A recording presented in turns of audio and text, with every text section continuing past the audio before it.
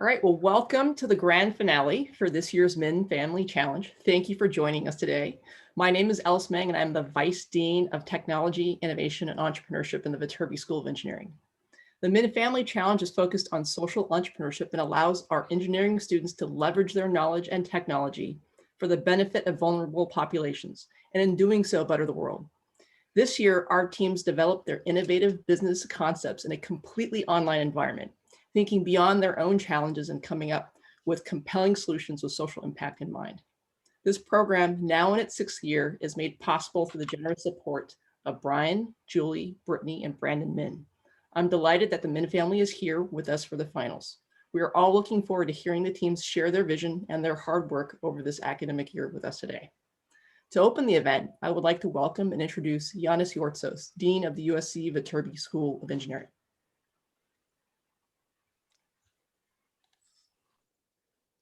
Thank you, Alice. Let me go back to my view here. Thank you. Last May 2020, graduated the Engineer of 2020. This was a 2004 National Academy of Engineering report that anticipated what the attributes of the Engineer of 2020 would be 15 years later. These attributes range from analytical skills and practical ingenuity, creativity, communication, teamwork, business and management skills, resilience, and flexibility. These skills are very applicable and they are very timely. However, some things were missing from this report. In today's world where trust is increasingly absent, particularly in the public and the public policy domain, requires that our graduates are also driven by 2 additional virtues: purpose and character, in addition to the technical competence attributes, which are mostly prescribed in the Academy report. Today, society will increasingly demand from our graduates in engineering purpose and trustworthiness. Because trustworthiness is both technical competence, which all of our students exhibit, but also character. Why this demand? Because technology grows exponentially fast and brings powerful unintended consequences, many of which in the realm of social media, for example, we're vividly experiencing today.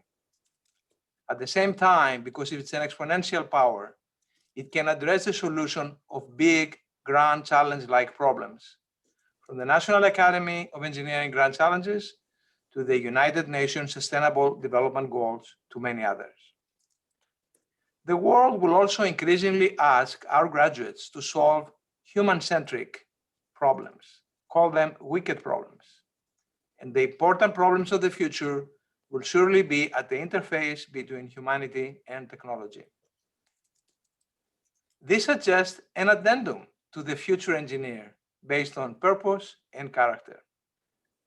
The impact on innovation will then be to demand ethical, human-centric, and grand challenge-like attributes to innovation, in addition to satisfying the standard technical, business, and market constraint. And this is what the MFC does. How do we prepare such engineers? I would suggest a different version that, in addition to competence in technical and interdisciplinary skills, including innovation and entrepreneurship, it involves character in understanding values, behaviors, and cultures, and the social impact of all our decision-making, including technology ethics. And all this brings me to the Min Family Challenge. Established by Brian Min and his wife Julie Min and the family 6 years ago, it was inspired by the Min family's enduring faith and by their character and purpose. They aspire to empower future generations of engineers to use their knowledge and leverage the power of technology to better the world by serving the least fortunate. In short, to help create the trustworthy engineers I mentioned, which falls in perfect line with our mission. MFC is the most important manifestation of engineering, innovation, and entrepreneurship in the solution of difficult human-centric problems. Problems at the intersection of societal challenges and technology. And with the human-machine interface increasingly expanding, the MFC plays an increasingly important role in how technology and societal consciousness interact to address the corresponding and emerging challenges to the world. We are thankful to the MINs for their generosity and for their vision to pave this road for the creation of this new form of engineers I call trustworthy engineers. We're very excited for what they will accomplish in today's fast-changing world, and look forward to today's competition and can't wait to get together in person again. Thank you very much.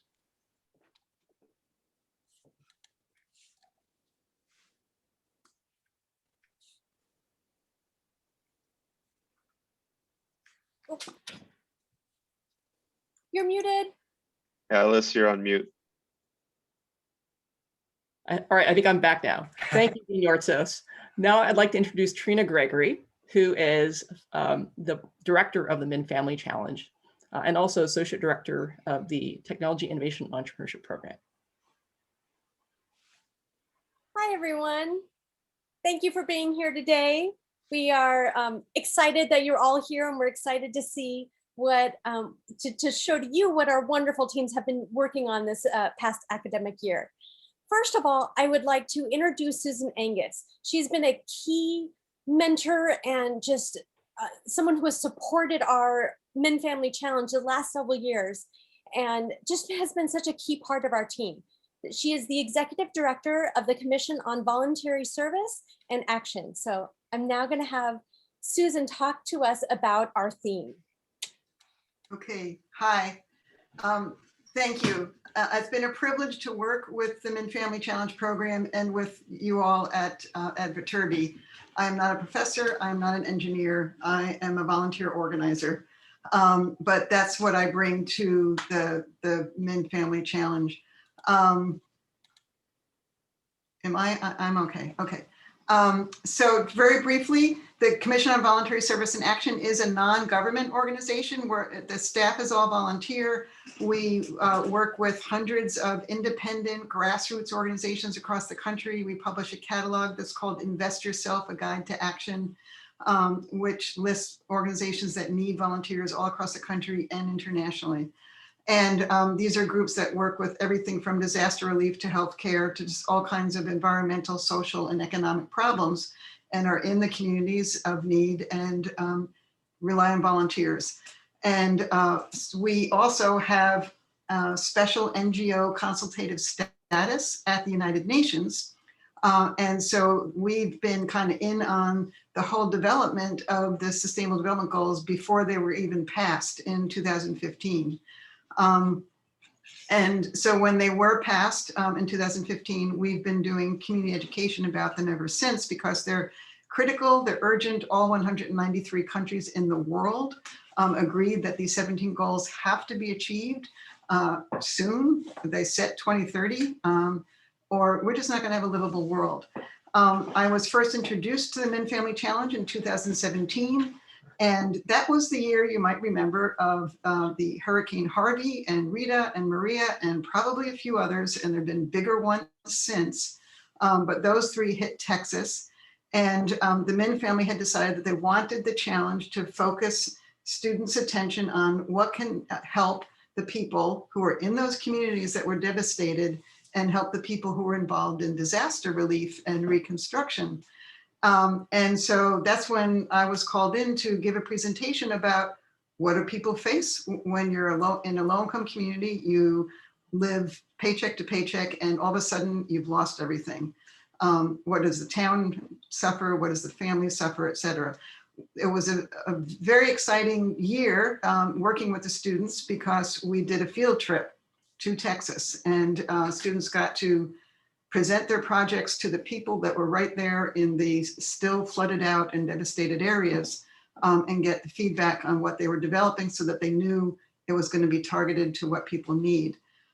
This year, and then it was the following year that I suggested, and everyone agreed, that we should make the framework for the Min Family Challenge to adopt the framework to be the Sustainable Development Goals, because it encompasses all 17 areas of need in relation to social, economic, and environmental problems.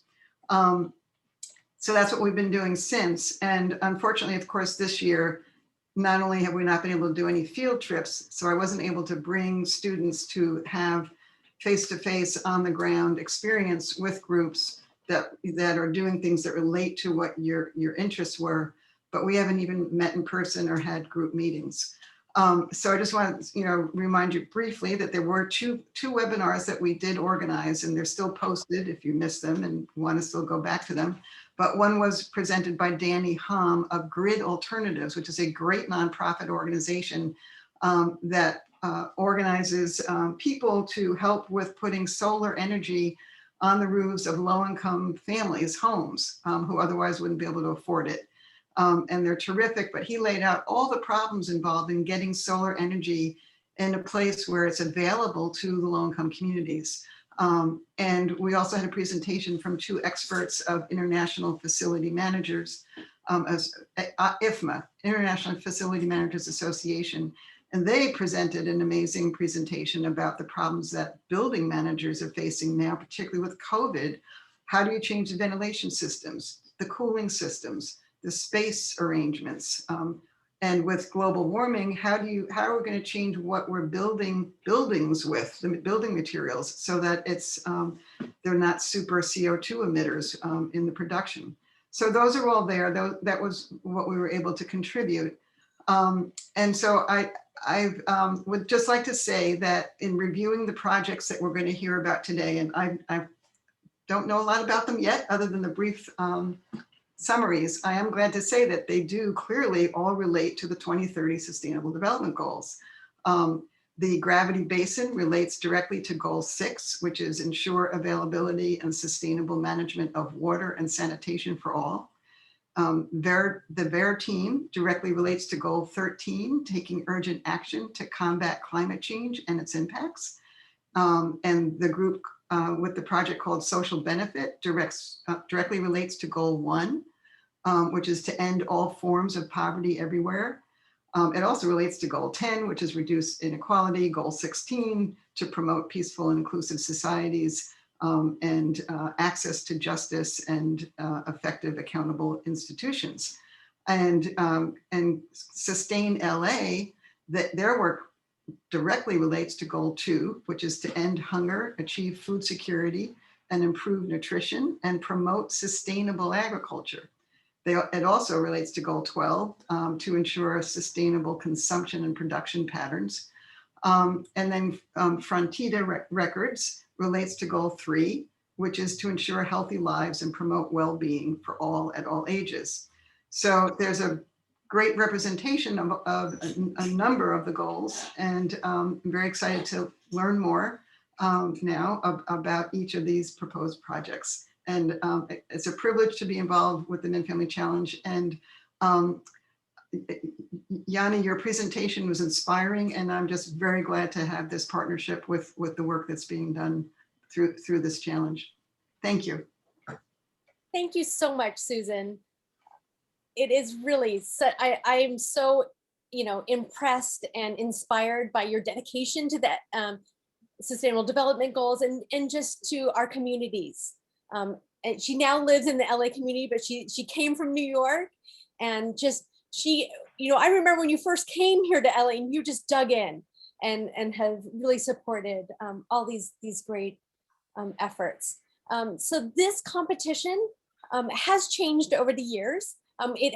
We have been focusing on these themes every year, and this year through the teams applied with ideas. They applied saying, this is really what I want to focus on. Through workshops and customer discovery interviews, they really honed in on their solutions to these real world problems. We have 5 teams today competing for a grand prize of $50,000. And to help us decide who's going to win, we have an esteemed panel of judges. So now I'd like to highlight our judges. And so first of all, we have Ashley Bryant, who is the co-founder. And so if someone wants to highlight them, that would be good. She is the co-founder and CEO of 3Scans Global Foundation. As a nationally recognized human trafficking prevention advocate, she has been dedicated to combating human trafficking for 10 years. Ms. Bryant is one of the co-founders of the Protect Prevention Education Program and has been awarded a resolution by the California State Senate and California Assembly, and holds an undergraduate degree from the University of California and is a graduate of Stanford's Nonprofit Leaders Executive Program. So thank you for being here today, Ashley. Thank you. It's a pleasure. And we also have, I don't even know what order I have these in, but we have Greg Wallace. So Greg is a principal at Building Ventures based in San Francisco. In recent years, Greg became a global product manager in measuring systems, launching Hilti's first touchscreen range meter with Android-based software. Greg graduated with a BA in interdisciplinary studies, focusing on Spanish and economics at Davidson College. He holds an MBA from the Wharton School and MA in International Studies from the Lauder Institute at the University of Pennsylvania. So thank you for supporting us, Greg.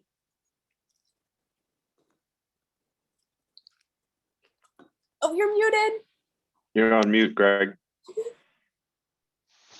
There you Hi, go. Trina. It's a pleasure to be here. This is an exciting event, and just reading through the student proposals, I'm very excited to hear them in a moment.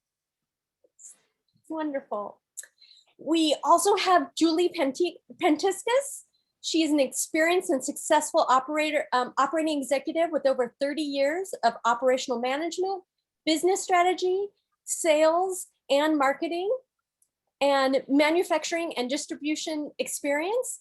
In 2017, she joined Salt Creek Capital, where in partnership, they formed the Flavor of California LLC as part of the acquisition of Bob's Big Boy salad dressing and sauces.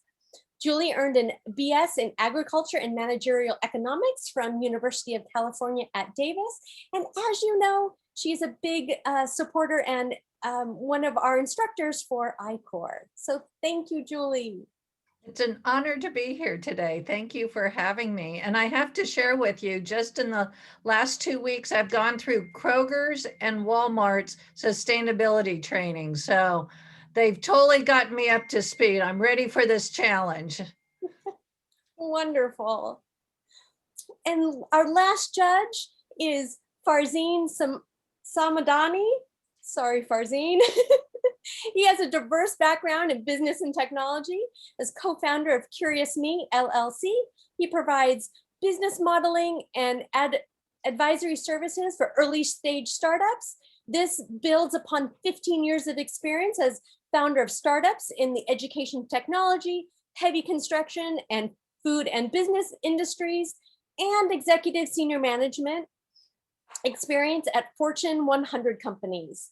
Farzeen is also a member of the National Teaching Faculty of the National Science Foundation Innovation Corps, or NSF I-Corps program, and he's part of the teaching team of the Innovation Node LA, and his education is in business management and accounting from the University of Maryland. Thank you, Farzeen. Thank you for having me. I'm looking forward to this, and it's a pleasure to be part of this program again this year. Wonderful. So now for our program, we are going to have each of our teams present. So each team is going to give a 5 to 7 minute presentation. Afterwards, the judges will have 5 minutes to ask questions. So you can either round robin it or raise your hand or just unmute yourself after they've done presenting, and we'll allow you to ask them questions, right? So you can hone in on any questions you might have. So now each team will, our first team up is Gravity Basin. So we'd like them to, so everyone else, we're gonna ask you to mute, or we will mute you.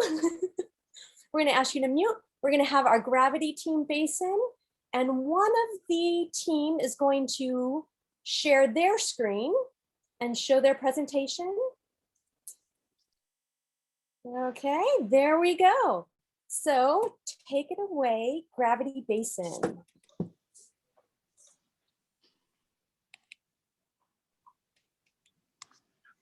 All right. Hi, everyone. My name is Robert Sutherland. I'm CTO and head engineer at Gravity Basin. Hey everyone, I'm Andrew Brilliant and I'm the COO of Gravity Basin. Good afternoon, everyone. I'm Aaron Kolodny, the founder and CEO of Gravity Basin. And we believe that hygiene is a right, not a privilege. 3.4 million people died last year from contaminated water, around 500,000 more than the deaths caused by COVID-19. And that's because contaminated water is the leading cause of death and disease worldwide. About 2 billion people do not have access to proper sanitation, and 810 million people do not even have access to running water. Water insecurity isn't just a matter of disease either. Women and girls spend 97 billion hours a year retrieving water for their families, time that could be spent pursuing passions and full-time careers. Water insecurity also has devastating impacts on education.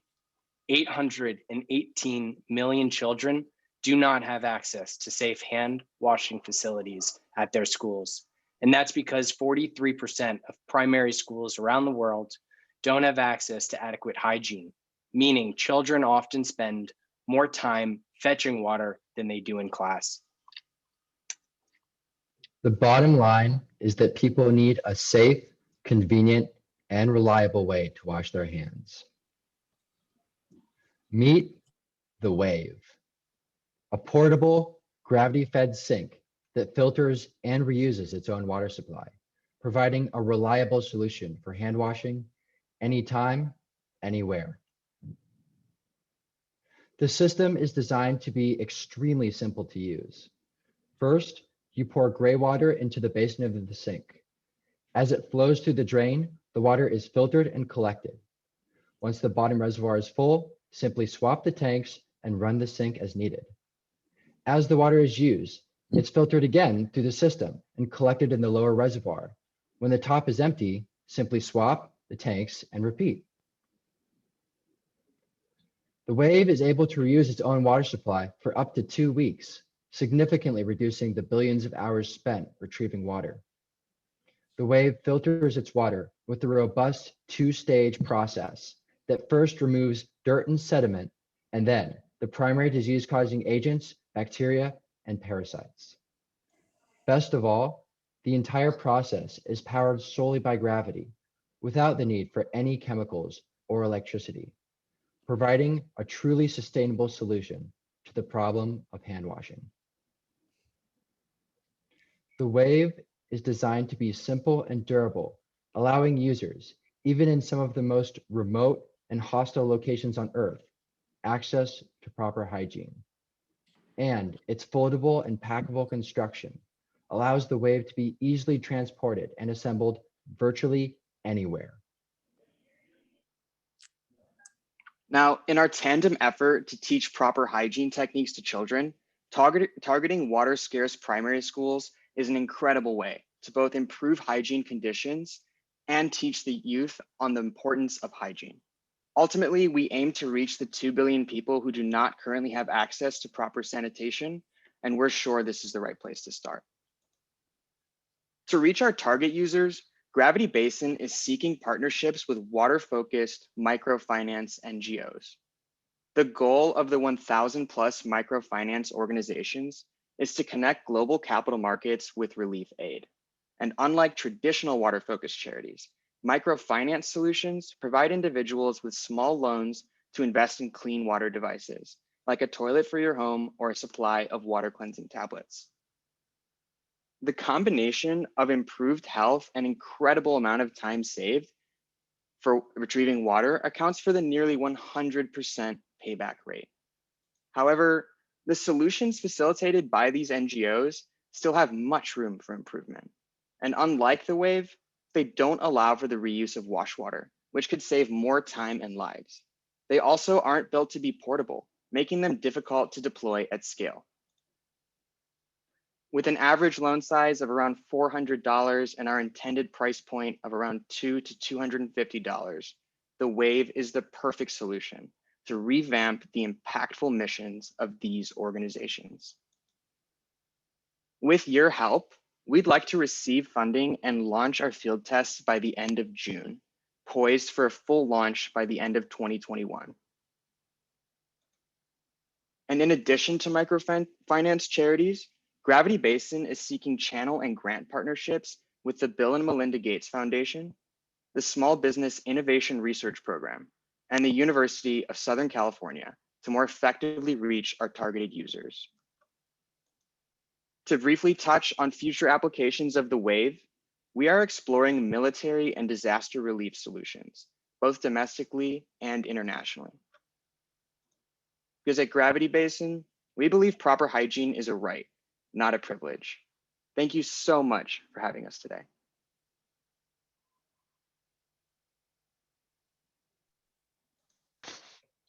Thank you, Gravity Basin. I feel like we should, even do a virtual clap for our teens at the end. Claps or snaps. So now I'd like our judges, if you would like to unmute yourself and ask questions of our team. Hello, team.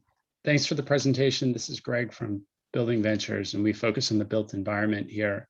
I was wondering what the maintenance concept is for the basin. How long should it typically last? Why would it break down or need a filter change? And how would you support the users with ongoing maintenance so that this would last a very long time? Sure, I can talk about that. So the primary filters we're going to use are one stage is a sediment filter, and then the second stage is a silver ionic impregnated ceramic filter. Now, both of these filters are generally manufactured to last around 1 year in time. So we're expecting that to be the life cycle of the device in the field. The filters have to be cleared periodically, and that's what our 2-week target window is going to be. We're going to have the filters be cleaned every 2 weeks so that the device is able to run optimally. Now, this also kind of goes into the conjunction while we're partnering with schools, is because we believe that education and teaching people how to use our system is incredibly important. And that way people will be able to recognize if the system will fail, which would likely happen between one of the filters breaking. They could recognize this and be able to stop using the system and replace the filter easily. Thanks. That was. I had actually another question about the education and the implementation. Can you guys actually speak to a little bit of the implementation in different areas, and if you've chosen a specific area to launch as a pilot? Yeah, I'm happy to touch on that in the beginning. So one company that we've been following very closely is LifeStraw. They just launched a new product called the Community, and they've outlined an entire plan in Western Africa. Where they bring it down, they have ambassadors in Africa that teach them and help integrating it. It's a much more complicated product, the Community is. And that one, it has a multi-stage, I think it's about 4 different filters and a backwash system. And they outline and teach ambassadors there and give a few free ones out and then locate those periodically. So the 2 locations that we're looking into as of now are Kenya, where we have reached out to a village in Kenya already to talk to a few schools. And we got some feedback into what solutions they currently have, a lot of which are just big pools of water, where to wash your hands, you stick your hands in the big bucket of water, rinse them, and then the water just stays there. So I guess in theory, it is reused, but it's not cleaned. And that's a real breeding ground for disease, viruses, and a lot of the illnesses that they face there. So that's one area. And the other one, Robert, if you want to touch on that, but it would actually be Alaska. So we would be staying domestically, but there's some villages up in Alaska where we believe this would actually be a perfect solution. Yeah, definitely.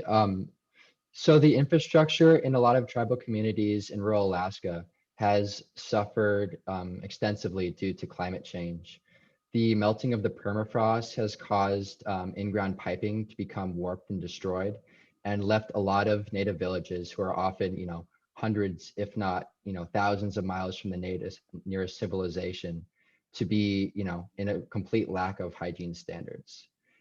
All the water that they use has to be flown in through cargo jets, and it's incredibly inconvenient and expensive. So we believe a system like this would be very effective at solving their needs as well. Great, thank you very much. Hi, this is Julie Pantiscus. And why are you the team to solve this for the world? Why are we the team to solve this? Well, the way that this kind of came together over the years has just almost been kind of, I mean, I'm a big believer that everything happens for a reason. And sometimes when you come across something, it's in the most random ways. The first design of the sink came out of my freshman dorm room. I didn't have a sink in my dorm room. So went on Amazon, bought a bunch of supplies and made a makeshift sink in my dorm room. And then adapting it over the years, and from speaking to all people around the world and researching, I realized it could be much more than a dorm room sink, and the impact could be there. So, I'm a business student. We have Robert, who's this amazing engineer, and Andrew is the guy that organized and keep all of us together. I think the three of us are all so different, yet so driven, and we work on this project nonstop. So I'm really happy that we kind of all came together, and I'm thankful for USC for bringing us together in that way. And we'd love to share this product with everyone else and have it be built as soon as possible. I hope that answers your question. Yeah, great answer. Good job, you guys. Thank you so much. Karina, do we have time for one more question? Sure, quickly. All right. Great. So first of all, folks, really, really crisp presentation. The slides were really nice. So great job, great start. You'd mentioned as one of the answers you gave, where you're going to focus on school systems in Kenya and then possibly, or at the same time, in Alaska.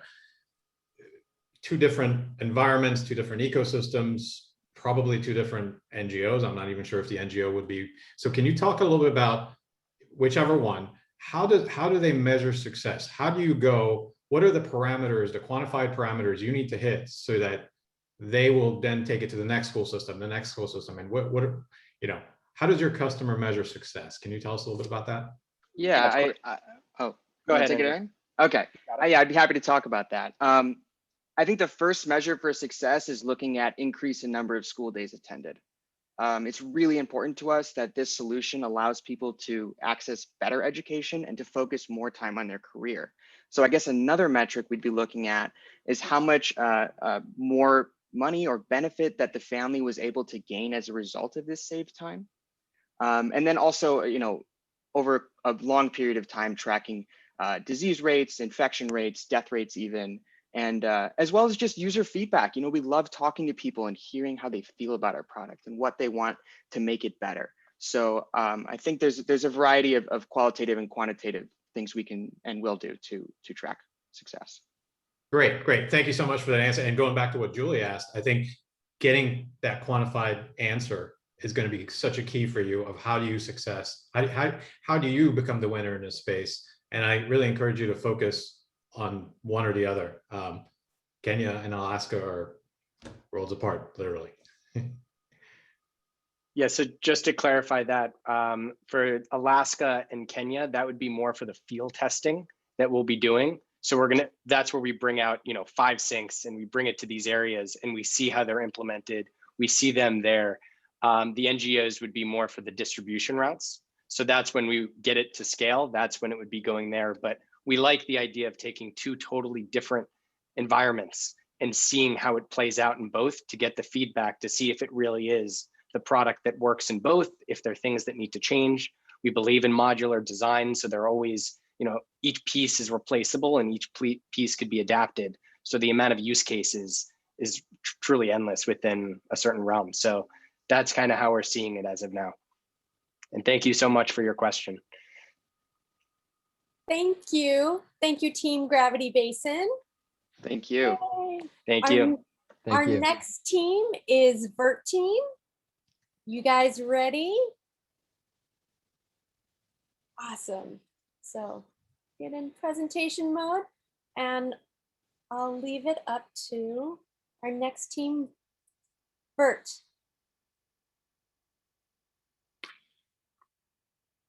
Hi, we're Vert, and we're here to convert your lifestyle. Meet Vicky.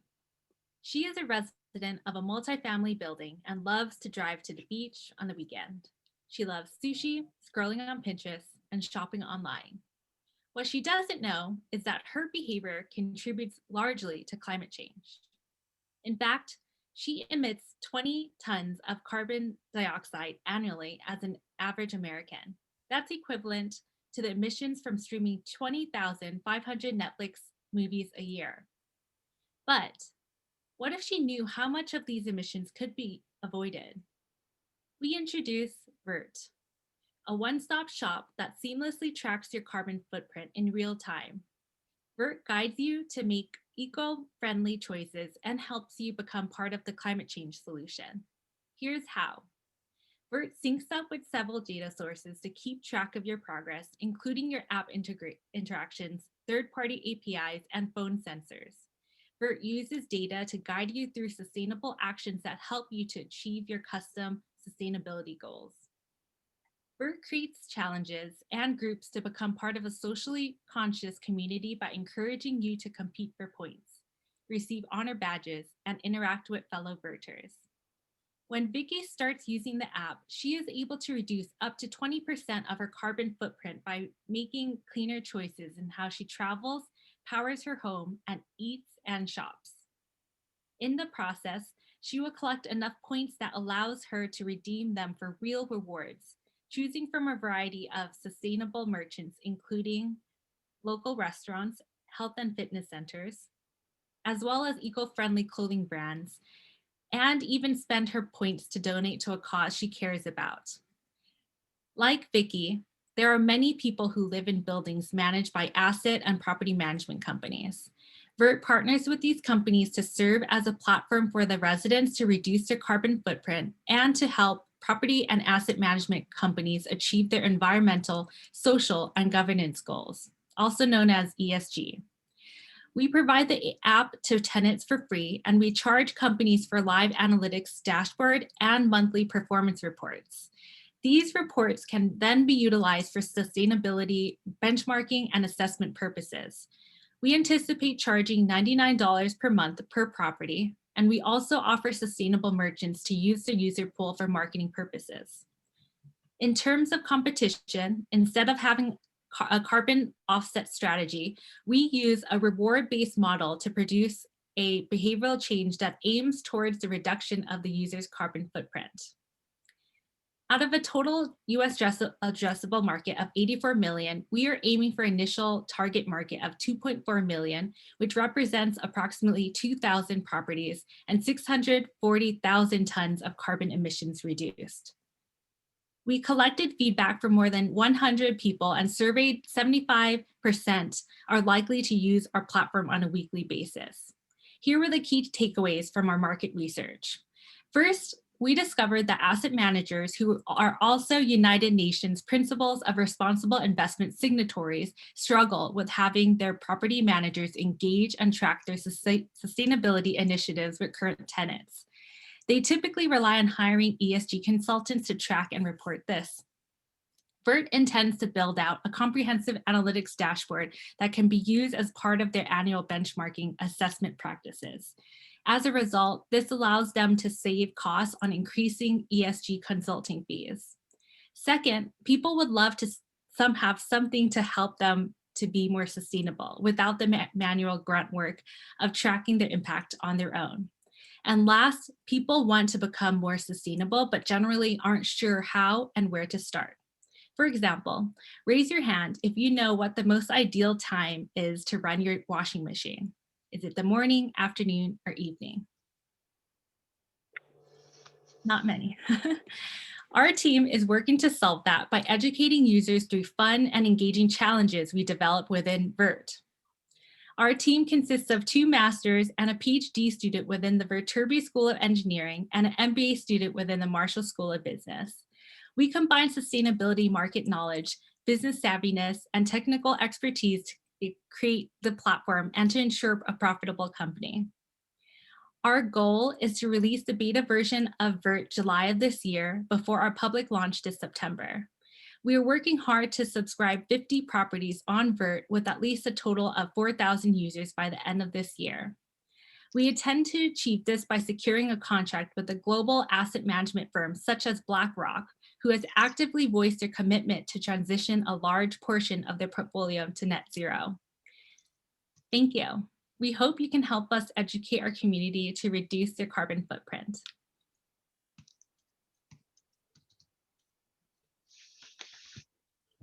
Wonderful, yay. So now, again, I'm gonna leave it up to the judges to ask some questions. I'll go ahead. This is Ashley again. Can you guys, you talked about your behavioral change model. Can you elaborate a little bit more on what that actually entails, the behavior change that you guys are, that you either researched or that you're, how that's actually going to happen? Can you outline that for us a little? Abhi, do you want to take on that one? Sorry. Sure. So the idea, hello. The idea is to have the opportunity to have challenges, weekly challenges, right? Let's, for example, so we're gonna track all the real-time information of people, so then we can have particular and customized objectives. So we can have, for example, this week we should walk more and use the car less, and having this kind of very interesting challenges by week. If I may add another point to David. Yeah, sure.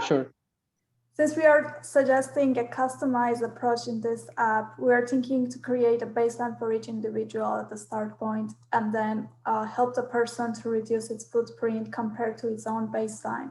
At the same time, creating this community where the person would compare her performance or his performance with other users among the world. So in that way, this challenge will become more meaningful way and more encouraging for the person to reduce the carbon footprint and become more sustainable. Do you guys see the incentive as being the peer incentive?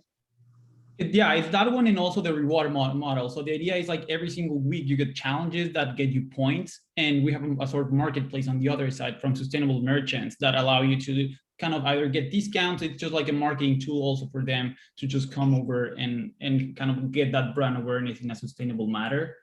So it's kind of the both kind of peer driven and also reward based. Thank you very much. Yeah, thanks. Hi, this is Julie Pantiskas again. So you shared with us that you did 100 customer interviews. How many of those were with end consumers versus like the landlords, the realtor, commercial companies? And what was your biggest aha or learning from all those interviews? Sure, I can respond that. And so basically we interview and survey 92 users, like take like the user perspective, and roughly like 20 also user perspective, and some small merchants, businesses, and also property management companies. So wait a minute, run through those numbers again. How many were in consumers, small business? In the consumer, we have answers from surveys of 92 people. So they were surveyed, or did you go out and talk to the different interviewees? Yeah, we talked roughly like with 20 people and also like 90 people that we survey. Okay. Yeah. Mm-hmm. And responding also, the biggest takeaway is that people really want to be more environmental friendly, but they don't know how to do it. And this base reward model that we're offering is the opportunity to make that happen. Mm-hmm. And why do you think people will stick doing it. I know you have rewards, but you know, there's a lot of other apps and after a while people drop off. So why do you think you're different and you'll be able to get the stickiness?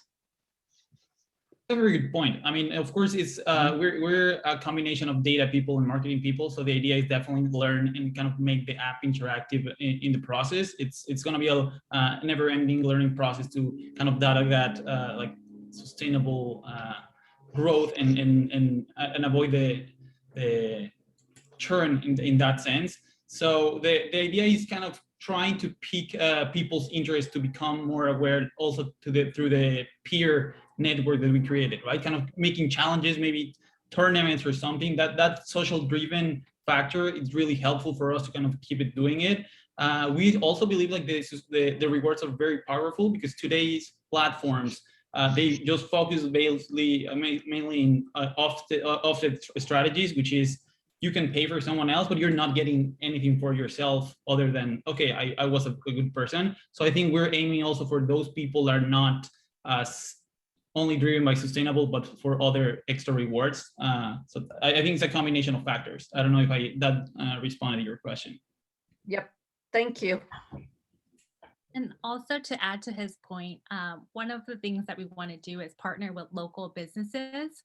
So we're also providing a way for users to understand local businesses around their areas that they can try or check out on their own.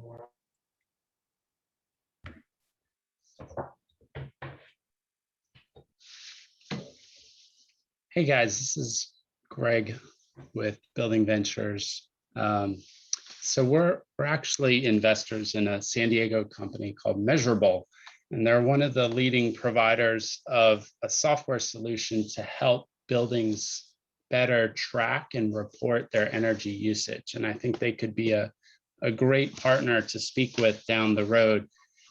My concern is a little bit around data acquisition and cleanup. So buildings is a big chunk. And as investors in the built environment, we're very aware of that. 30 to 40% of the built environment is our total human CO2 impact. And we need to reduce that going forward.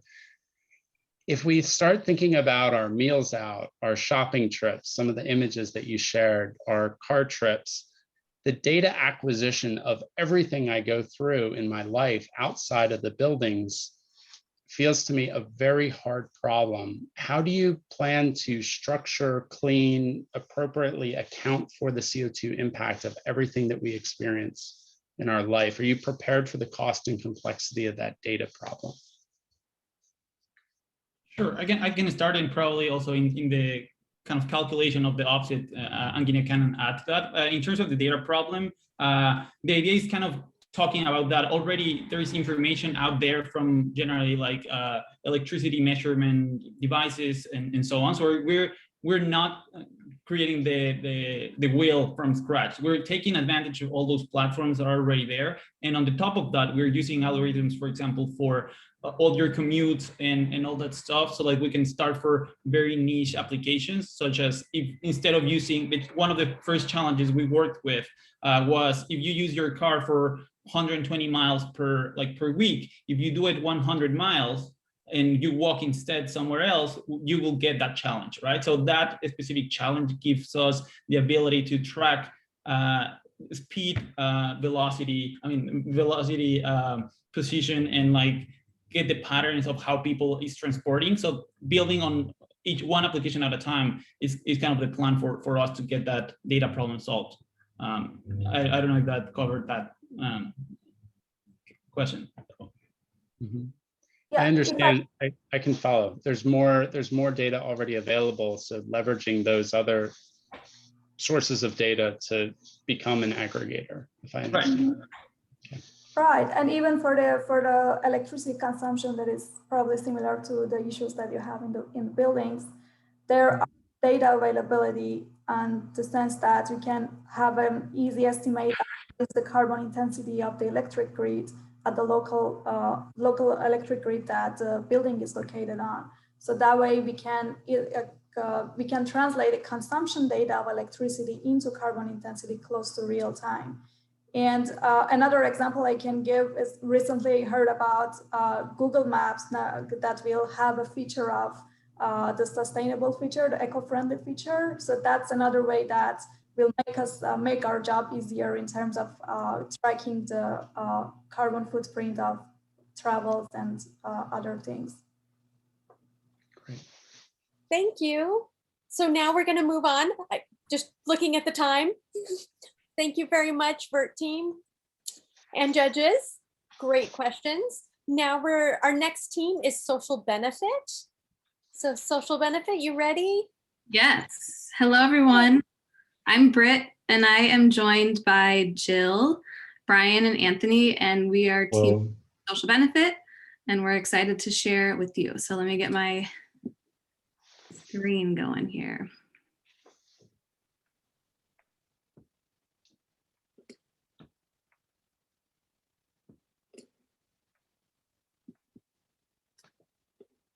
Okay.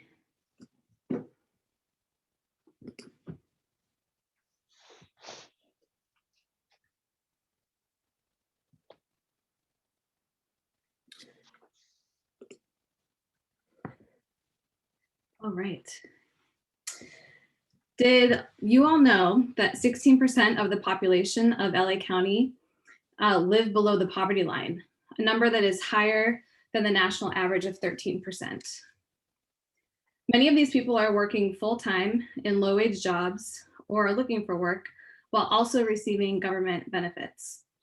I had the honor of employing over 130 people exiting homelessness while in the role of president at the Giving Keys, a social enterprise that was employing people transitioning out of homelessness.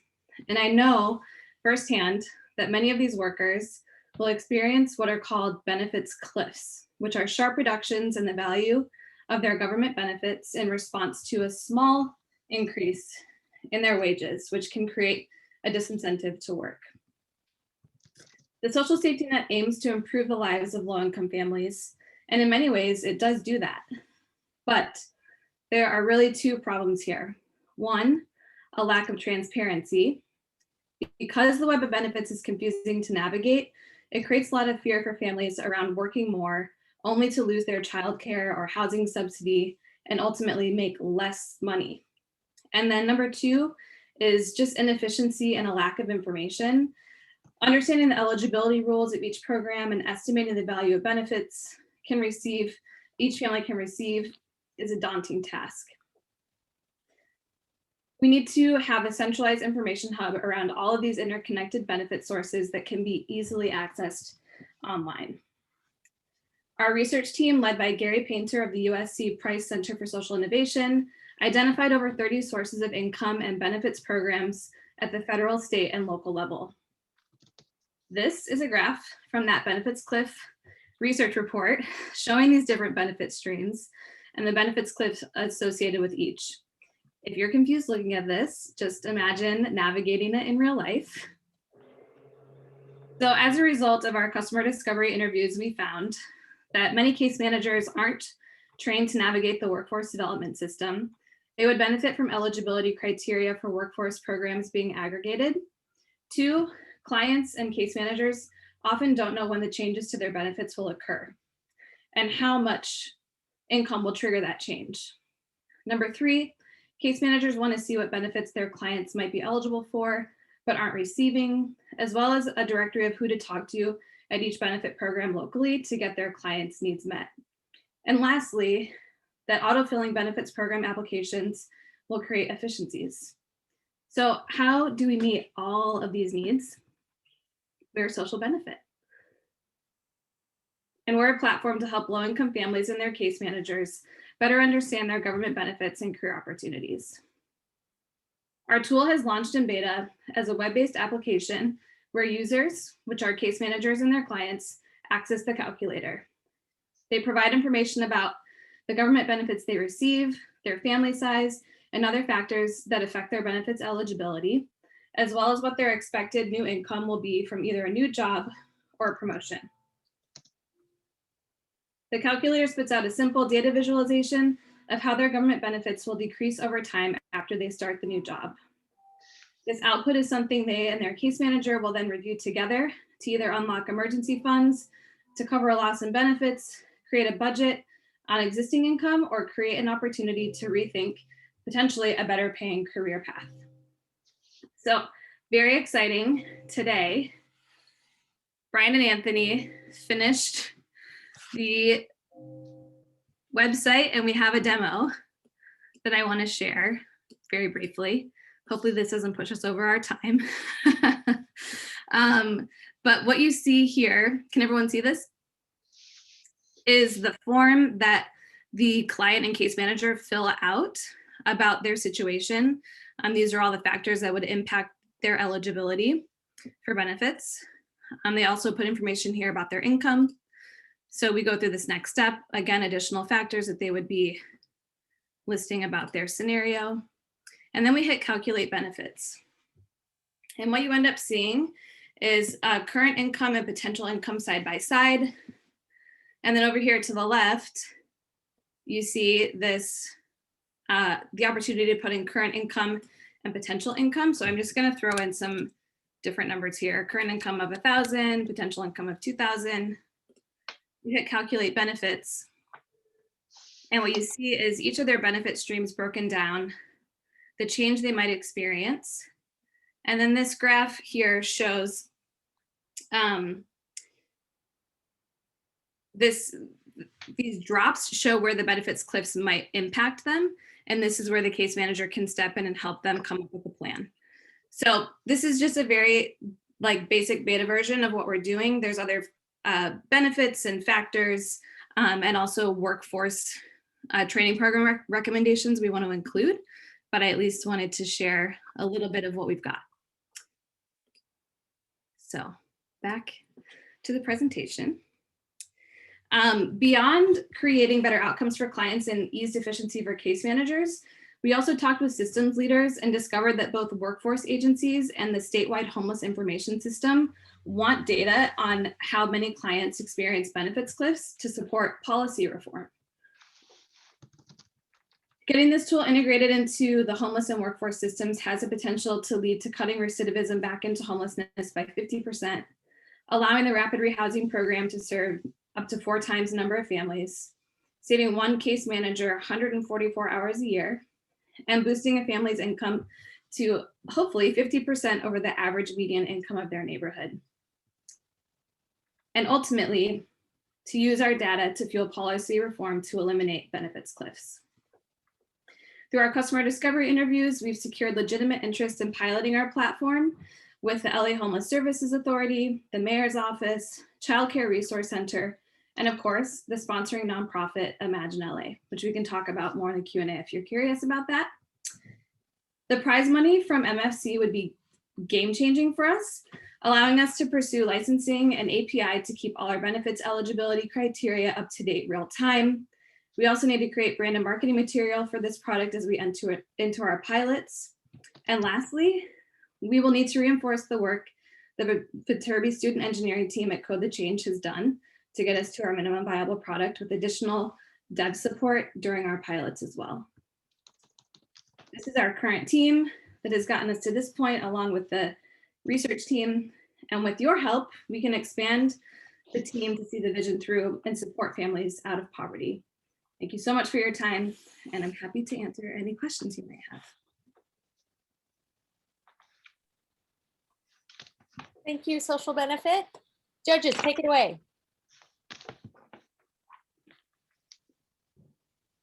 I'll jump in real quick here.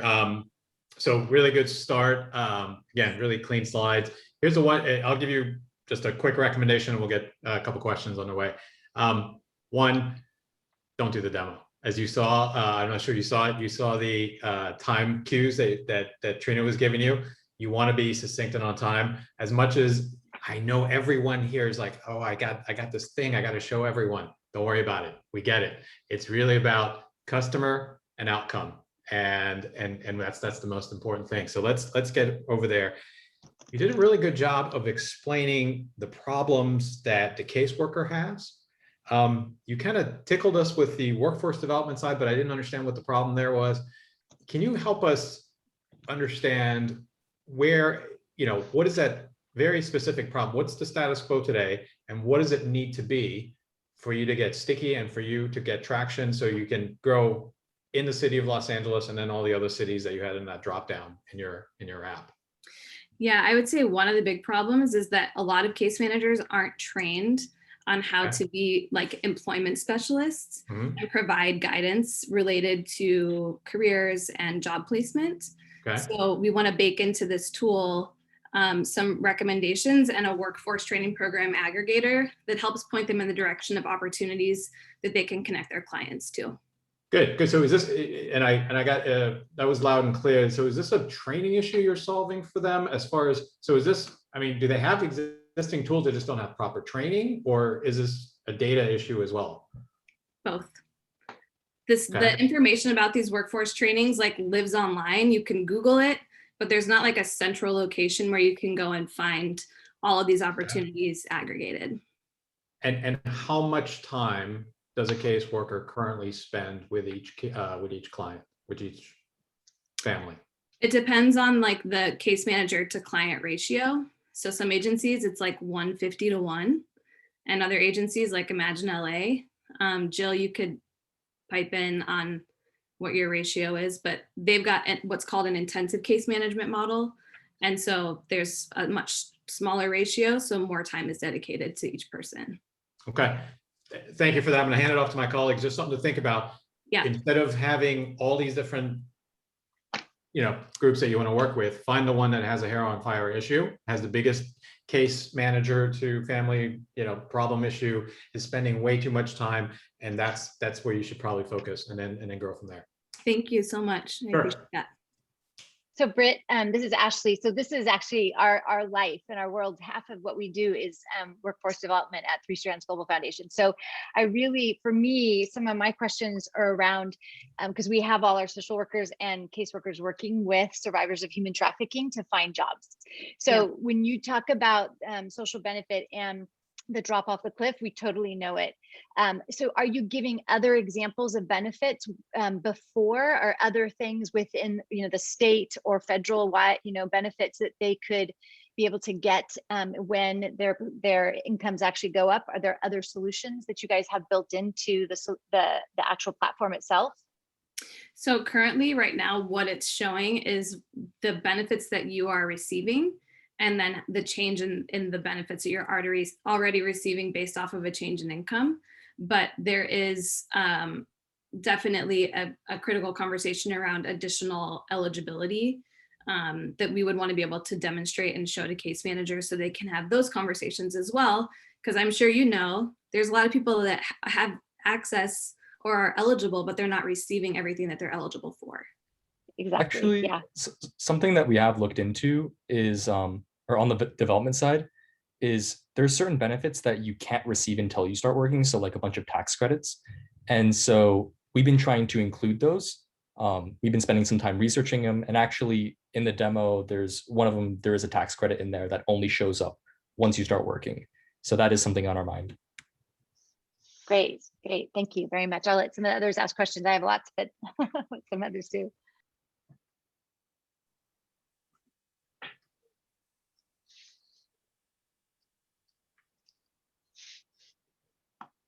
If nobody else does, I actually, from an implementation, can you guys kind of think about, so I know LA, is it, obviously Jill is a big partner of yours, and some of the people that you said at the very end of the presentation. Talk through with us, the judges, a little bit of that implementation, what that looks like, and so that we can see it, we can actually visualize it. Sure. So one of the customer conversations that we had last week actually was with a former director of an American Job Center of California. So we see like a real application in the workforce system here. Their case managers are trained on placing people into jobs, but they do want to understand like what is that ideal wage that's not going to be disruptive to the benefits and get someone on a long-term career path. And so in addition to those 4 groups that are interested in piloting, we also really want to pursue that opportunity with the American Job Centers. So the way we see it rolling out is identifying sort of like a target population that's likely a specific subpopulation within their client pool. In the case of the mayor's office conversation, it would potentially be Angelino card holders. In the case of LASA, it would be families in the rapid rehousing program. And so we would test this with a number of their case managers at each agency to identify if the way it's designed is actually helpful to them in their job day to day, what additional features we can add that would boost the efficacy and efficiency of the tool.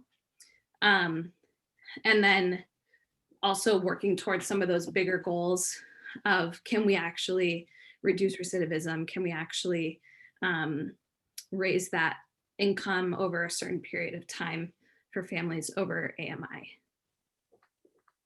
Great, thanks. And we really are out of time, so I'm going to end it there. We'll ask those that didn't ask the questions this time to, you'll be the first ones to ask next time. How about that? So why don't you stop sharing? Great, thank you. Thank you. Our next team is Sustain LA. So I will, there we go. Welcome to Sustain LA. Hi, everybody. My name is Cheyenne. I'm Dominique. I'm Hannah. And I'm Audrey, and we're Sustain LA. So COVID-19 has transformed the way we think about food, from going to the grocery store to where school kids are going to get their meals. So we were really focused in on food insecurity. And during our customer discovery, we had the privilege to speak to a number of people who have experienced this. We spoke with Lenny Guerrero, who is currently a community activist, but had previously experienced both food insecurity and homelessness. And he described to us how he used to walk around all day to find food. And at the end of the day, when he would make it to a shelter or a food pantry, there would be none left. At the same time, oftentimes he had to rely on heavily processed foods because pantries only had non-perishable items, and this negatively impacted his health. We also, being in LA, spoke with farmers around the Southern California region. And Molly Engelhart, for example, currently has 3,000 heads of lettuce that she doesn't know what to do with. They have yellow tips. They're perfectly fine other than that, but they don't meet the aesthetic standards of grocery stores. So she thinks she'll just have to plow through them.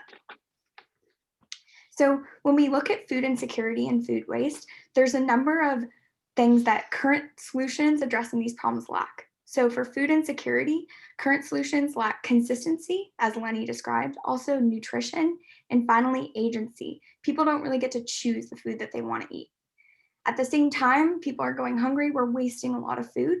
Around 30% of edible produce goes unharvested, as we were talking about with Molly, but even more of that is wasted due to the aesthetic issues or just not sold. So current solutions lack an infrastructure for farmers to get this extra food to people in need. And at the same time, oftentimes they're donation based. So there's not a consistent revenue stream for farmers. So there's a clear connection between these two problems, and that's where Sustain LA comes in. So Sustain LA sits at the intersection of food insecurity and food waste. And it's a web platform where farmers can upload their excess produce or images of their excess produce, and people from the community can shop on this website and purchase the produce at a low cost. Then it's delivered through community distribution centers like Compton College, for example. So let's use the platform. Here is the homepage where users can learn more about Sustain LA and how it works, but they have multiple opportunities to get started. After clicking Get Started, it'll take you to the shop page where you can see produce from farmers in your area. If you click more, you'll learn more about the produce. At the bottom, you'll see nutritional information, recipes, and even reviews from other customers. But on this page, you can also add it to your cart and even select which distribution site you'll go to. You can also click on the farmer's name to learn more. This is one way to navigate the site, but the other way is to be logged in and to follow farmers. That way, your shop page will only show you the produce from farmers you follow. I'll pass it off to Cheyenne to talk about logistics. So a customer places an order. Now what? Well, let's recap. Throughout the week on Monday through Friday, farmers have the opportunity to post produce on Sustain.LA. This is either produce that's surplus or, like Audrey mentioned, doesn't meet the aesthetic standards to be shipped to a grocery store. Simultaneously, customers can browse the Sustain.LA website and purchase produce all the way up through Friday at 11:59 p.m. Pacific time.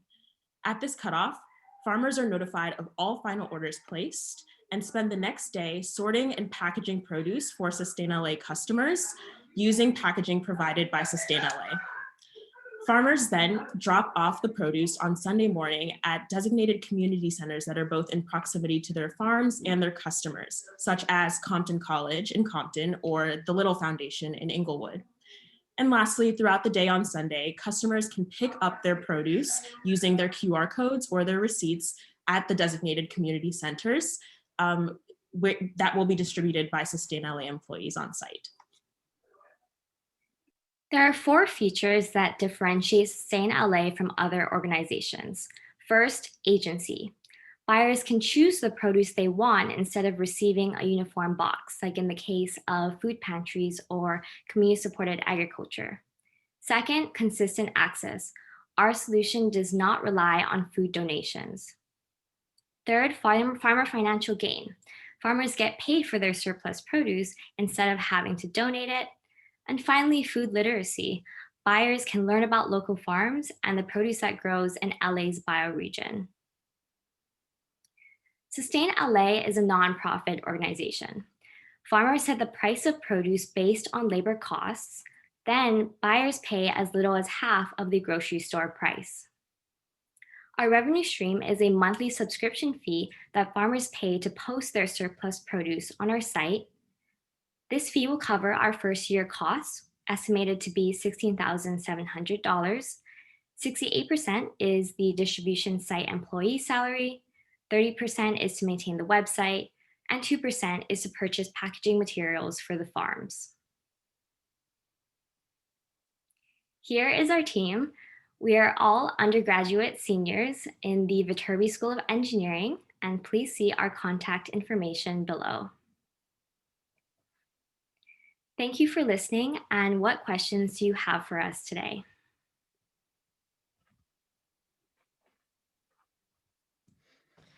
Okay, judges, take it away. So this is Julie Pantiscus, and I'm in the food business. So good job, team. How did you come up with this idea? And you mean, like, for instance, earlier today, I'm like, I have 10 cases of salad dressing I need to dispose of. How do I do it? Like, where do I go? I've never had that problem before. So, you know, are you open to people donating the food, or is it really for the farmers to sell it? And how many farmers have you talked to about them doing this? Yeah, I can start us off on that one. In terms of how we came up with this idea, we kind of had a windy path to it. Initially, we were interested in a number of topics around sustainability, like green space, for example. In LA, we were interested in reducing food waste. And I think hunger was just so prevalent. Thinking about COVID, I mean, there's so many headlines all the time about how many, like the amount of people going hungry right now is unbelievable. So we kind of coalesced those ideas together, and we wanted to think about something that's really pertinent to LA too. And of course, there's such an amazing group of farmers in LA. So that's kind of where it started. And we realized that when we spoke to a lot of farmers, they are wasting a lot of food. So in terms of number of farmers we connected with, I don't have the exact number right now, but we have gotten interest from a number of farms on this topic. And, you know, those went from like really in-depth conversations, like we had with Molly at Soho Heart Farm, and she was talking about like, yeah, this would be great. I don't know how to get rid of these 3,000 heads of lettuce. We even talked to some farms in the Marin area, for example, Star Wrap Farms. But we also just went to the farmers market and kind of asked farmers, like at the end of the day today, how much of this are you going to throw away? And generally it did match these statistics we were able to find through our research of around 30%. So farmers have expressed the need across the board of like, we're just giving away this food and their margins are already so thin, especially as a small farmer. So then I guess to answer your last question about donations, I think it's really important to us, and just in terms of our mission, to support farmers, because Sustain.LA is a vehicle to reduce hunger, but at the same time, it's a vehicle for farmers to have to be able to support themselves. And I think when we go back to the Sustainable Development Goals, decent work and economic growth are really important too. And it's so hard to be a small farmer and to make good food and make a living off of it. So I think it's really important to us. So right now we wouldn't accept donations like a case of salad dressing, but there are a lot of things out there where you could donate that. Yeah. So. Yeah, no, there's so much excess food. It's crazy that we have people going hungry in LA. So I commend you guys for trying to come up with a solution. Thank you.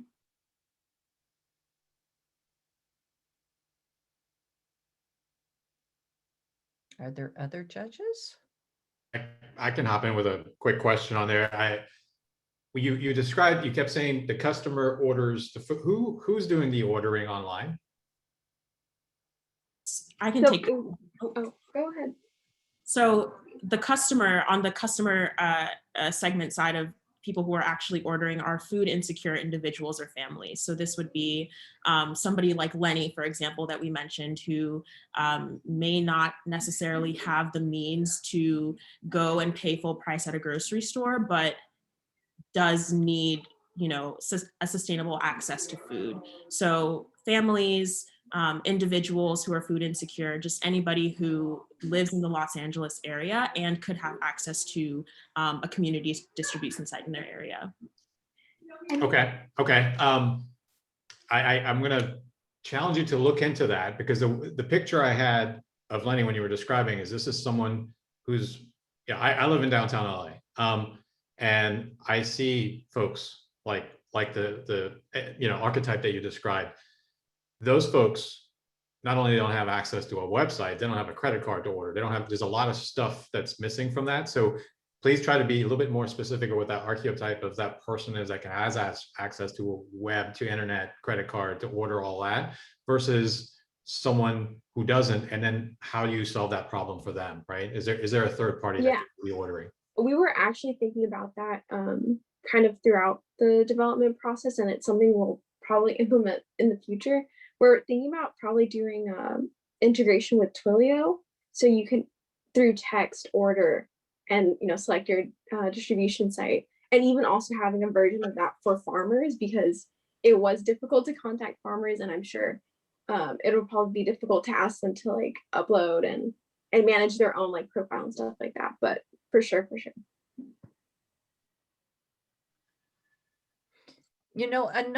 This is Julie again. Another group that you guys should tap into is the produce markets here in LA. They, buy produce from farmers, but sometimes it begins to not be at the level that a Vons will take. And so there's a whole bunch of produce that you could access there as well. Great, thank you. Great. I was going to add on to the questions about the last meter distribution, because that's really hard. I think in logistics generally, they talk about the last mile, and we've all seen as over the last year, we're all buying more and more things online. So many things go wrong when something has to be delivered to your exact door, to the exact person at the right time. And so I was also wondering, how people plan to receive the goods, and what other things that you thought about, like Julie's comment of working with an existing food bank or an existing grocery store, or even working with existing fast food places, wherever people are normally seeking out food. Can you partner with those places of distribution, kind of, and what might some of those other partners be that you've explored? Absolutely, I can take this question. So we at this stage are not striving for last mile delivery, because we do know that a lot of these food insecure communities may not necessarily have a set address or a permanent address that we can ship their goods to. So right now we would have farmers drop off produce at community distribution sites. This includes recreational centers, churches. We mentioned Compton College, which is a community college in the Compton area. So these are all community centers that are reputable in the area and who have large community followings already, so that they can serve as trusted destinations for people to pick up their produce. I do love your suggestion about partnering with places where people get food already. Right now, we were kind of just thinking of, what are community centers in the area that people already likely go to that can serve as these distribution sites, as opposed to last mile. Excellent. Thank you. I do want to add on too. So one comment that we got from a farmer is that they wanted to make sure that their surplus produce that they're selling through our site would go to these people who need it, and these people who are food insecure, which is why this idea of using community centers in these places where there is a lack of access to fresh produce is really key. And so that would be part of our marketing strategy. We would really use our partnerships with community organizations to market our website to these specific communities that need it. Excellent. Thank you. Thank you. Well, we have one team left. Yay. Well, yay, Sustain LA. We have one team left. So now I'd like to welcome Frontita Records.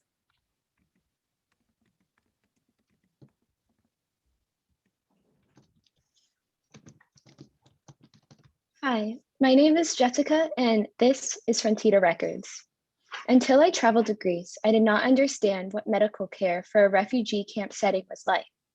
Images could not communicate the despair of Shamela, a refugee mother who miscarried and lost her medical records when Camp Moria burnt down in September. Without documentation, she is forced to relive her traumas because no doctors are able to have records of this critical medical event, which can lead to harmful medical interventions in future pregnancies. The reason for these medical errors is largely due to ineffective healthcare documentation. The disturbing reality is that these stories are not uncommon for the 80 million refugees worldwide. Even here in the US, medical error remains the third leading cause of death. People aren't told how a lack of reliable medical records leads to misdiagnosis and misprescription, lack of coordination between medical organizations, ineffective resource allocation, and no aggregate data to track and prevent diseases. After analyzing 42 health record companies combined with over 100 hours of interviews, we found no solution fits the ever-changing and highly specific needs of medical clinics in low resource settings. Introducing Frontita Records, a tech-enabled service that builds customizable electronic health record systems to improve the effectiveness and efficiency of medical clinics in low-resource communities. In just our first 8 months, we launched 2 systems at a refugee camp in Greece. Frontita has already helped over 1,500 refugees by scheduling and documenting over 3,000 appointments. Our system reduces time and costs for clinics, promotes better treatment, monitors the spread of COVID-19, and improves accountability and management of organizations on the ground. Our total addressable market is $7.9 billion, representing our revenue if we were to capture all clinics in developing countries around the world. Our serviceable addressable market is roughly $39.8 million, serving 15% of health clinics in developing nations. And our SOM is $2.4 million, taking into consideration our current partners who serve clinics in Greece, Panama, and Jordan. Our partner, the Children of War Foundation, will help us to scale rapidly by introducing us to their network of nearly 6,000 clinics worldwide. So during the last 5 years, global EHR adoption has increased by 46%. Plus, COVID-19 created urgency for more documentation. Since 85% of developing countries do not use electronic health records, Frontita will be one of the first movers in the right time, or in the right place and at the right time to be the health record of choice for this untapped market. Our simplified design eliminates cumbersome and unnecessary fields, reducing over 60% of time during patient visits. By using low-code tools, even non-technical workers can personalize our system in a matter of minutes. Other systems serving our market lack accessible patient portals and multilingual functionality, whereas we give patients access to their records anywhere with 3 secure login options tailored for refugees, a feature we are currently working with our mentors to patent. We are also working on a secure blockchain data sharing platform to give patients control over their data and compensate them when their data is shared.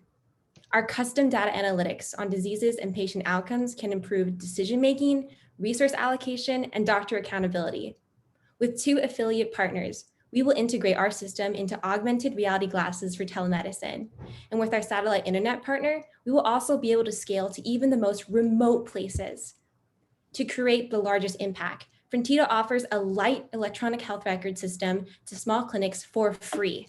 For larger clinics with more robust needs, we have a high functioning system for an annual subscription fee of $15,000. Our free option, customizability, patient portal, secure digital data transfer, and various other features make us the clear choice. Frontida has a for-profit entity that acts as a software development house and licenses our products to our nonprofit arm, as well as lucrative clinics, operating up revenue streams from advertising and affiliate partnerships. Our nonprofit exclusively serves low-resource clinics while obtaining revenue through prescription fees, custom development services, training services, and clinical trial referrals. It can also accept tax-deductible donations, such as collecting $1 per vaccination, a model we learned from USC. Frontida's hybrid model maximizes the revenue potential and allows our nonprofits to serve as many people as possible.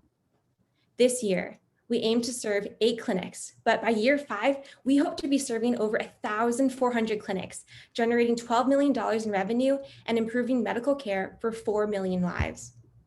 We need the support of the MFC grant to bridge the gap between now and when we are financially sustainable after launching our systems in Jordan, Jamaica, Haiti, and Panama. Our team is committed to doing this full-time post-grad, and we need your help to give hope and healing to people around the globe. Thank you.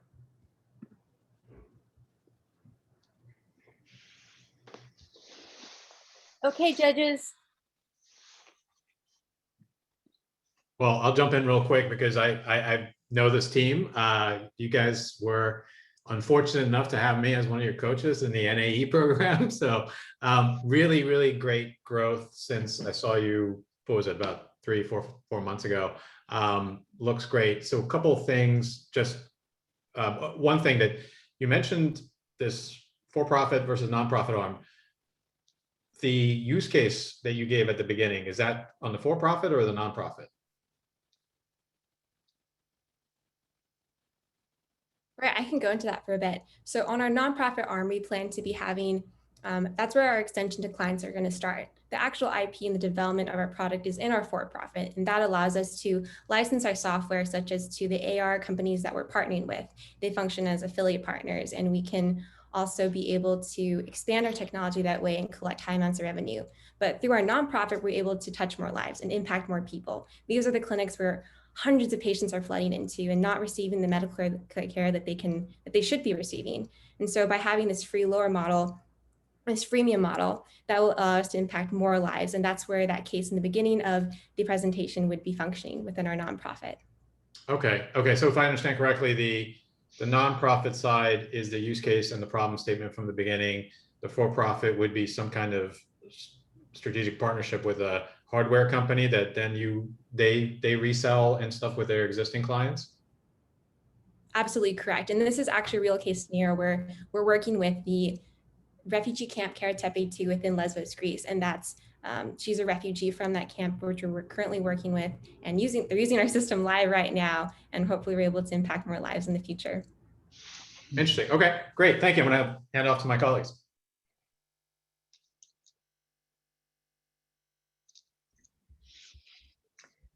Hi, this is Julie. I want to make sure I understand how your application works. So a user would fill in their medical history.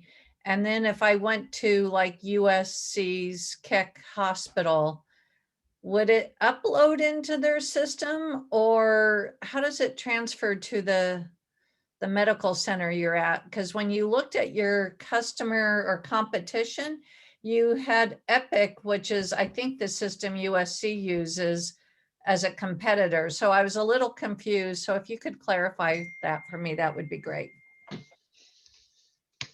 Right, so we are functioning on the base level as electronic health record system, the kinds of systems that you see in hospitals today, where you document patient information, prescriptions, vitals, all the different medical forms that are important to one's health. But for refugees, it's different. For low resource settings, their medical care, it's not the type of care where you can just type in your username and password and up pops all your information. They don't have usernames. They don't have the ability to just go into computers and access information. So for them specifically, what we decided to do is build a patient portal it can be used specifically by low resource settings, for example, with QR codes, magic links, but also through the traditional matters of accessing information through a passcode. So we have different types of login systems that allow them to pull up their information from the patient side. But I think for your case scenario, you might have been talking also from the clinician side. So we actually have tiered access, and that's one of the features that we're really proud to be offering, is that we have access to different points. So if a clinician needs to come in, they actually have a completely different portal system that they can access the system and see more amounts of information. They have more features and can be able to provide more intensive care and have suggestions or feedback in their system to guide their medical treatments and care. And the purpose for that is to have, for different users, it could be a physician, it could be admin, those tiered access points allows our system to be able to meet the needs of different health providers. So I have a challenging question here. So medical is not my field of expertise, so you have to caution it. But in the last 10 years, I've lived mostly in Europe, in Switzerland and Spain. And the Europeans look with a little bit of caution at the US system that spends nearly 20% of GDP on health and has poorer outcomes than some countries that have public health care systems. I think it's safer still to have a baby in Cuba than in the United States statistically. If I was a Greek doctor and I was looking at an American for-profit electronic healthcare record system that hasn't yet been around for a year, why should I put my funding and faith in an American privatized system if I'm a Greek doctor versus going forward with, let's say, the British system, or let's say the Swiss system? Wouldn't there be public alternatives already in Europe for Europeans or for refugees on European soil? How would you address those concerns of a potential Greek doctor skeptic who's looking at an American for-profit system? I just want to say I completely agree with you. I've been working in a medical clinic for a while, and I used to turn my parents' medical clinics charts into EHRs, and they're frustrating to use. You have to type an excessive amount of information. I spent hours after clinic just typing in extraneous information that didn't even help the patient. Really, it was just for record systems. And that was one of the main reasons why we started this program, was because we realized that the current systems in the United States, the Epics, the Cerners, you have to document an insane amount of information to be for our system. And a lot of it, that's not possible for low resource clinics. For our target market, they said they only have 5 minutes per patient. That's not a reality using AthenaCare when I have to click multiple buttons to even just get to the next page. So what we've done is we simplified our user interface design, where we've taken out all those extraneous fields and went to the essentials. And this was something that wasn't just designed by USC students. We had talked to multiple clinics on the ground, and we're working with international partners, doctors, physicians, even on our board of advisors, we have the camp director that we're working with. They are telling us the bare essentials. And even the WHO had mentioned they only really need 16 major data points in Greece. So what we've done is we've condensed that down so we can give health providers the time that they need to give adequate care. And this is especially important for low resource clinics where they don't have the luxury to just talk with patients. We wish they do, but for us, we want to help improve documentation by simplifying our EHR design. It's an excellent response. Thank you. And I just have one final, go ahead. Sorry, that's okay. No, I was going to say, have you guys, so in the refugee camps, have you talked about if they don't have access to the technology to actually, with the QR code, how have you addressed that component? Are you more asking how, do they have, for example, cell phones or the type of information to pull up information? Yeah, so in those refugee camps, what's the percentage of the population that actually has access to cell phones or technology to be able to actually upload and put that information in if I'm an individual in a refugee camp? And then second, if they don't, how are you addressing who is the market you're actually going to help you to get to those people who don't have that access? I can pass that question to Vivian and I can answer the second part. Yeah, so to address your first question, approximately 70% of refugee households do have access to mobile phones. And in urban settings, about 90% of refugees have access to 3G networks. So there's actually a wide, extensive network that refugees have access to. And then Lauren will answer the second question. Right, and I think just going off of Vivian's point, these refugees are actually fleeing a lot of times to European countries. Those are the places that they want to go. So a lot of times they can actually get access to a lot of these cell phones or information in urban cities where they need to go. But for us, for let's say refugees who are going to clinics, what we want to be able to do is have them either store, they can pull up these codes at the medical clinics, or we can send medical clinics these QR codes and they can type in a couple of security questions that make sure the refugee is who they are saying they can be. And by doing so, they can pull up their medical clinics at any type of health provider that has access to internet when they're receiving care and treatment. Great, thank you. Thank you. Thank you, Frontita Records. Yay. Actually, I think we should congratulate all of our teams. I'm actually going to share my screen here. They did an outstanding job. I am so proud of, oops, sorry about that. They did an outstanding job. So I just wanted to, here we go. Oh, my screen is taking a bit to load. Here was our sustainable development goals, just so you know, but I wanted to, again, say what a great job all of these teams did. We did this entire academic year virtually.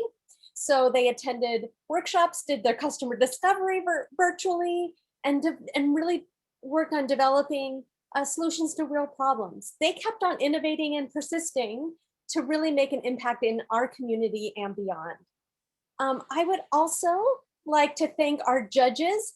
Their hard work, right after this meeting, their hard work is done, or not done. They're gonna have the hard work of having to select one of these amazing teams. So again, I wanna thank Ashley, Julie, Farzine, and Greg, as well as I would like to thank the Min family, our sponsors, and give an opportunity. Brian, would you like to say a few words? On the mic and the video. There we go. Yeah, first of all, yeah, congratulations to all the students and participants. I was thinking about when I was your age, going through USC, and I'm just amazed. Dean Yorsos, I think every year you select the best of the best, really. I was just worried about, getting my grades and maybe going to a frat party, at that time. So congratulations to all of you. I hope this is a learning experience that you take away, no matter what happens. And I encourage you, even if you don't win the prize, that you would continue to move forward with your company and your vision of how your team wants to impact the world. I tell you, at this point in time, many years removed, I think about what I've done in my life and the things that you could do to impact mankind, the 17 social impact issues, the challenges. It's something that you want to really hold on to and think about and continue to make a difference for the rest of your life. So congratulations again, and thank you to USC, the infrastructure and just what you do every year since we've started this. I think it's the 6th year, right? Is that correct, Trina? Yeah, so it's tremendous. Dean Yorsos, thank you for making this happen every year. And Ellis Meng, thank you. Trina. Also, I know there's others involved. And Susan Angus, thank you. Every year you've stepped up since the year we went out to Houston with your help. So thank you so much for that. You know, to the judges, one of these years, I maybe I could be good enough to get asked to be on the judge committee, but I don't know if that's a conflict of interest or not. But you know, that's something that I'll leave it to Dean Yorsos to consider. Maybe after I've accomplished a little bit more, like all four of you, I'll have a chance to do that. But you know, something that I was thinking about. There's this saying, do well and do good. And, you know, I was thinking about, gosh, as I reflect on my life, you know, here I am, I go to the pearly gates and I could see God asking me, you know, I've given you so much wellness over these years. Ryan, what good have you done? And I think the one thing I could point to, and I thank USC for this, is I could point to the Min Family Challenge, and maybe God will allow me in at that time. So thank you, and keep fighting on. And I'm just glad that that my family could contribute to this. Well, words, thank you. Perfect. Yes, I'm so proud that these teams have kept fighting on using our USC motto. This entire semester, academic year, last year, all of us, you know, they're going through this during a pandemic and just keep on and coming up with great ideas and working on those. So again, I'm truly thankful for everyone. The support of our mentors, Susan Angus and David Gerber, who came in toward the end, but he's going to be more involved in the future. Our judges, our sponsors, and everyone in the Viterbi and TIE office, Technology Innovation Entrepreneurship office, for supporting. We are very thankful and very, just very honored to be able to help these students and help them grow and just create these wonderful projects. So thank you all. Thank you, Dean Yorsos, for attending and speaking in the beginning, and Dr. Ellis Meng, thank you, Vice Dean Meng, and that's the end of our event. We're going to give our judges time to deliberate, and then our dean will be announcing the winner by next week. So we're going to be, you know, making sure that we pull together a little video, and an email will go out and announcing our winner. So sorry, teams, you're going to have to wait, probably at least a day, but it's okay. You did a great job. Be proud. So I'm going to ask the judges to stay on, but for everyone else, thank you again. Great job. Fight on. Thank you so much, Mr. Min, and all of the incredible judges. We really appreciate all of you guys. Yeah, thank you. Thank you.